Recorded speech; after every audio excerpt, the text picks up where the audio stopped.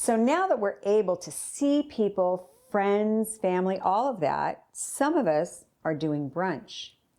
And then the question becomes, how do I do brunch for a lot of people and still make eggs and not drive myself crazy? Here's a recipe, so easy, you're gonna love this. Starts with 20 ounces of store-bought hash browns. Thawed, not frozen, but you're gonna find them in the freezer section. 2/3 of a cup of sharp cheddar shredded, 5 tablespoons of non-salted butter.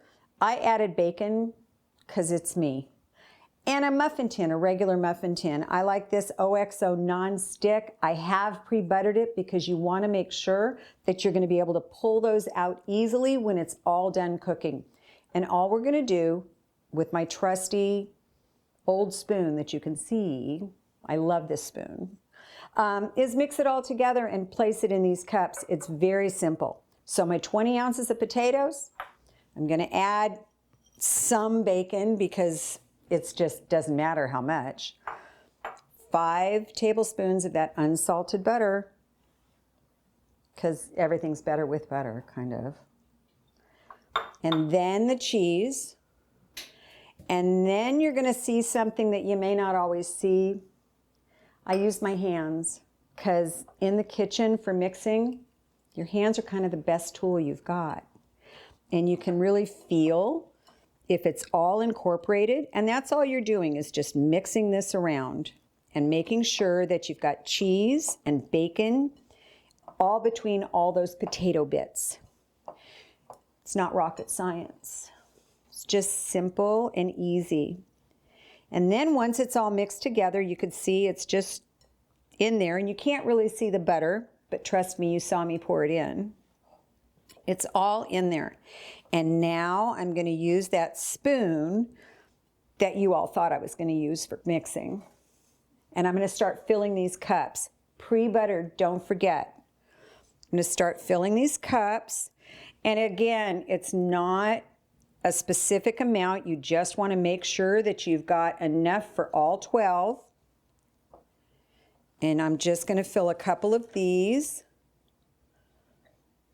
And you just fill them up. And as I fill them up, I'll show you what else I'm going to do with them, because I'm going to fill all 12, put them in a 400-degree oven for 25 minutes because we need to get these potatoes cooked first. But once all 12 are done, I'm just going to be smashing this down and smashing it all the way up the sides to sort of form a little cup. If something pops outside, stuff it right back in and keep going. I'm going to do this for all 12, just like that, making a little indent because that's where we're putting the egg. Here's the 12, ready to go in the oven for 25 minutes, but you guys have to know they're going to shrink. So don't worry about that. We're going to smash them down a little bit after. Into the oven it goes. So they're out of the oven after 25 minutes. You could see there's a little bit of crispiness happening here. And now we're going to smash them down. And because I like my potatoes a lot more crispy, I'm going to do this smashing. You just find something that fits the cups. I found the back of an ice cream scoop is perfect for these. You smash it right back into the sides. I'm going to do the rest of these, put this in the oven for another 5 minutes, and I'll see you in 5. So these are now out of the oven. They've been back in for the extra 5 minutes, and I'm going to take eggs. I'm going to crack them into my little bowl right here because I never crack directly into anything. And this is how I was taught. I don't ever get shell anywhere. So I cracked 2 eggs together. You see one cracked, one didn't. That one goes back in the box. This one gets opened right over that. You make sure you don't have any shell in there. And now you take it and you're just going to pour those eggs directly into these hot cups. And I'm going to do that for these 12. They're going to go in the oven. After 14 minutes, you're going to have a little bit of a jammy egg. If you like it more hard, keep those eggs in the oven another minute or two. If you like it less than a jammy, A minute less, down to 12. Make sure that you don't take them out until the whites are perfectly set. In they go.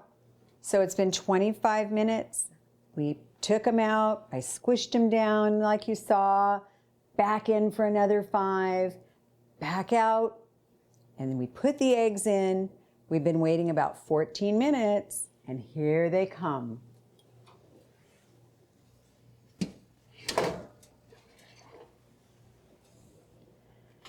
Look at how gorgeous those are. We have to wait 10 minutes though. They want to settle into those cups. They'll be easier to remove. See you in 10. We've been waiting for 10 minutes. Bated breath. Salt and pepper. I love my coarse gray salt.